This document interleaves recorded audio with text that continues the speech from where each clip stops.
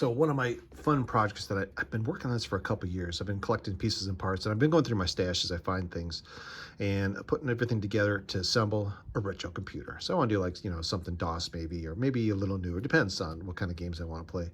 So I've been going through everything. I recommend if you do store stuff in the future, label the boxes, because what I thought were in some of these boxes are not, and I was actually kind of surprised, actually well surprised. But the motherboards I'm looking at, and this one here is maybe a little newer than what I was thinking. This is AMD P75, so kind of a Pentium class motherboard. But this guy here is a 46DX2, 66 megahertz, and this is kind of what I'm looking towards. And I have a lot of cool stuff. You can see it already looks like it's got some onboard memory, and I do have memory. So I got this guy here, and this is he's actually labeled 8 meg.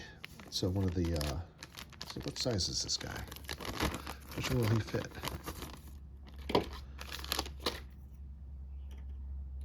Okay, so that'd be for the Pentium, or for the 46. And then this memory, I got more memory laying around. I got memory everywhere. Let's see, what kind of memory is this? Ooh, this is some old school stuff. So this would go in the Pentium. So this may be a little newer. No, it can't be. I guess it is. And I don't know what these guys are. I guess I have to look at the chips. But I got a bunch of this. So this may even be, I'm not sure. Okay, well, whatever. So you can see I got a nice selection of memory. I got more in bags all over the place. I'm going to try and assemble it all together in one spot if I can. So it looks like we have 8 meg, and that'll be perfect. There's probably more. Let's put him away. And stick him back in his baggie after I touched it with my bare hands. And then we have some floppy drives. I got a bunch of 3.5 floppy drives. I got to look around and see if I can find a 5.25 drive. Kind of hard to find them now. And I'm thinking to either give them away or I just don't know where I put them. So we got a bunch of these guys, so that's kind of cool. And we got some I/O cards because, of course, these have nothing on the back. No I/O other than the keyboard port. So that's one of the things we will need. And this looks like the correct card.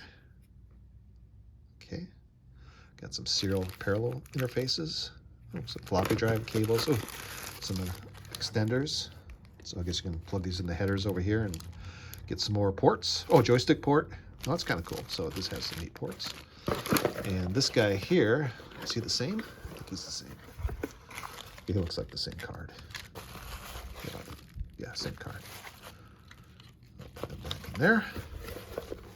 Super I/O card. Supports, 2 PCI IDE drives. Okay, disk drives. 2 floppy drives, 2 serial ports, 1 game port. So this is everything you need is one of these cards. So that's kind of cool. And this guy, let's see, I got a bunch of these boxes that say 5.25. So you can mount a 3.5 inch drive and a 5.25 bay. And what I thought it was, that's what I thought it was. When I opened it up, oh my, check this out. We have an Intel Overdrive, 46DX25, Intel i46SX, so a little bit lower model. The Overdrive one, kind of tempting to put that in there. Of course, that's a little faster. Then we got this guy, which is WeTech. I'm gonna guess 25 megahertz. Never heard of WeTech. Kind of interesting. And then let's see. Oh, SCSI Terminators. Looks like some kind of edge card. Not sure what that's for. Not sure, maybe one of these motherboards. Got a bunch of those. Maybe these are terminators for something.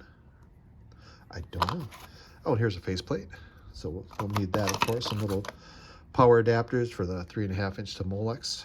So that's kind of nice. But yeah, I was kind of excited when I cracked it open and saw these guys sitting in there. Look at these. They're in their little caddies and everything. How nice is that? So if we do want to build something even weirder, I think this WeTech might be something kind of fun to put in there. Not sure which one this would go to. We'll have to look that up on the internet. And then we got other parts, like some old school graphic cards, things like that we can plug in here. Because we'll use all these slots. But then the cool old ISA slots be kind of fun. Just depends on which way we're going to go. I'm kind of leaning toward the 46DX just to kind of be more DOSy, you know, kind of thing. And that would be plenty fast for what I want to do for gaming and stuff. But all in all, I think we got a good start here. So I'm going to kind of keep you up to date as I go along and start assembling this. Like I said, I need a case and a power supply. And I think we should have everything else because I know I got old school keyboard. We probably don't need a mouse if we're using DOS, but I'll see if we can get a mouse. Serial mouse, and some other pieces and parts. Oh, and we do have some old school IDE hard drives. Of course, we're going to need some, probably some smaller ones, but we can probably partition them to fit on what would be supported in a 16-bit operating system. But all in all, I think we're going to have a lot of fun with this guy. So I'm going to keep you updated as we go along and as we build this bad boy.